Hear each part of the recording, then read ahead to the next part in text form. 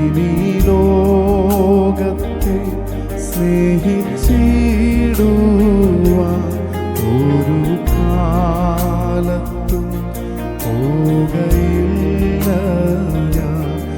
ഇനി ലോകത്തെ സ്നേഹിച്ചിടുവാൻ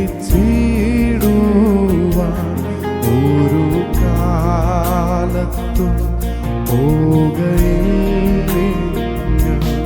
എൻ്റെ ആയുസ്സിൻ ദിനമൊക്കെ അങ്ങേ മാത്രം ഞാൻ ഇനി സേവിക്കും. എൻ്റെ നായകനേശുവേ, നിന്റെ സ്നേഹം നീ എനിക്കേകിടണേ. എൻ്റെ നായകനേശുവേ,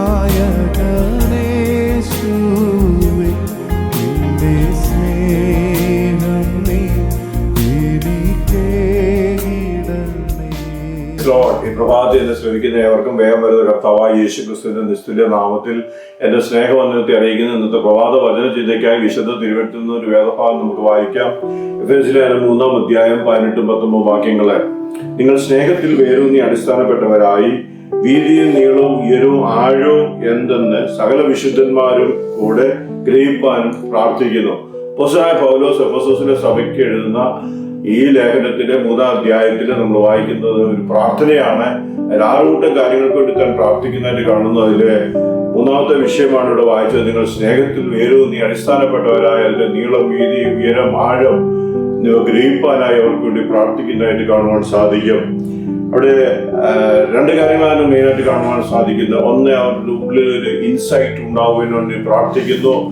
2, അവർ പ്രാക്ടിക്കൽ ലൈഫിൽ അത് എക്സ്പ്രസ് ചെയ്യുവാനായി താൻ പ്രാർത്ഥിക്കുന്നതായിട്ട് കാണുവാൻ സാധിക്കുന്നു. The insight of the boundless of love of Christ in his fullness, അതിൻ്റെതായ പൂർണ്ണമായ അളവില് ഓൾ ഡയമെൻഷനില്ല. അതുകൊണ്ടാണ് വീതി, നീളം, ഉയരം, ആഴം എന്നൊക്കെ പറയുന്നത്. അത് ഗ്രഹിക്കുന്ന ഒരു വ്യക്തിക്ക് മാത്രമേ ക്രിസ്തുവിന്റെ സ്നേഹത്തിൽ നിലനിൽക്കുവാൻ സാധിക്കുകയുള്ളൂ. അല്ലെങ്കിൽ ജീവിതത്തിൽ ഭാരങ്ങളും പ്രയാസങ്ങളും പ്രതികൂലങ്ങളും പ്രതിസന്ധികളൊക്കെ വരുമ്പോൾ ഈ ക്രിസ്തുവിന്റെ സ്നേഹത്തിൽ നിന്ന് പുറമോട്ട് മാറുവാൻ സാധ്യതയുണ്ട്. എന്നാൽ അങ്ങനെയുള്ള അനുഭവങ്ങളിലും പിടിച്ചു നിൽക്കണമെങ്കിൽ ആ സ്നേഹത്തിന്റെ തീവ്രത, ആഴം അതിൻ്റെതായ നിലയിൽ അനുഭവിച്ചറിഞ്ഞവർക്ക് മാത്രമേ എല്ലാ കാലത്തും ഉറച്ചു നിൽക്കുവാൻ സാധിക്കുകയുള്ളൂ. അതുകൊണ്ടാണ് പൗലോസ് സഭയ്ക്ക് വേണ്ടി തൂതെഴുതുമ്പോൾ നിങ്ങൾക്ക് വേണ്ടി ഞാൻ പ്രാർത്ഥിക്കുന്നു എന്ന് പറയുന്നതിന് കാരണമായി തീർന്നത്. പലപ്പോഴും നമ്മുടെ ജീവിതത്തിലും പ്രയാസങ്ങളും ഭാരങ്ങളും ബുദ്ധിമുട്ടുകളൊക്കെ വരുമ്പോൾ ദൈവസന്നിധി പ്രാർത്ഥിക്കുക സാധാരണമാണ്.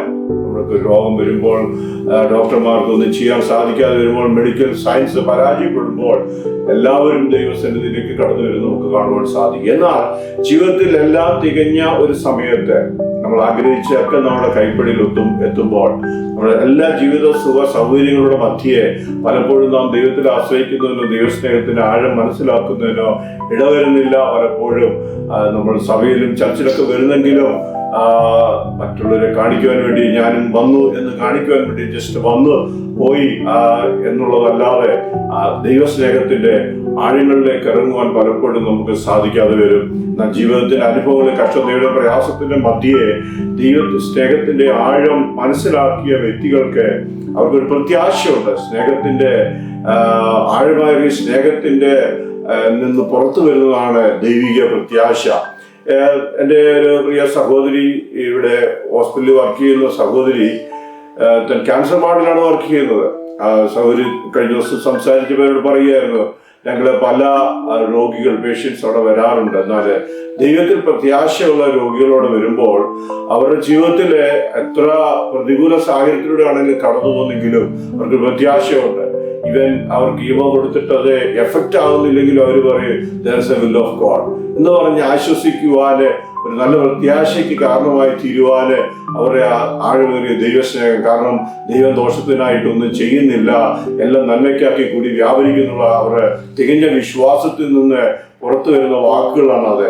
കാലം പൂർണ്ണമായ ഒരു ദൈവവിശ്വാസത്തിനായിട്ട്, ദൈവ പ്രത്യാശയ്ക്കായിട്ട്, ആഴമേറിയ ഒരു ദൈവസ്നേഹം നമ്മളിൽ ഉണ്ടാകുവാനായിട്ട് നമുക്ക് ദൈവസന്നിധിയിൽ ഏൽപ്പിക്കാം. നമുക്ക് പ്രാർത്ഥിക്കാം. പരിശുദ്ധ പിതാവേ, നന്ദിയോടെ സ്തുതിക്കുന്നു. വചനം കേൾക്കുന്ന നിരജനത്തെ അവരുടെ നാമത്തെ അനുഗ്രഹിച്ച് പ്രാർത്ഥിക്കുന്നു. കർത്താവേ, സ്തോത്ര ജീവിതത്തിലെ പ്രതിസന്ധിയുടെ മധ്യേ പതറാതെ ആഴമേറിയ വിശ്വാസത്തിൽ, ക്രിസ്തീയ സ്നേഹത്തിൽ മുന്നേറുവാനുള്ള കൃപയ്ക്കായി പ്രാർത്ഥിക്കുന്നു. മഹത്വ കർത്താവ് എടുത്ത പ്രാർത്ഥന കേൾക്കുന്ന കൃപയ്ക്കായി സ്തോത്രം. യേശു കർത്താവിന്റെ ധന്യമുള്ള നാമത്തിൽ തന്നെ. ആമേൻ.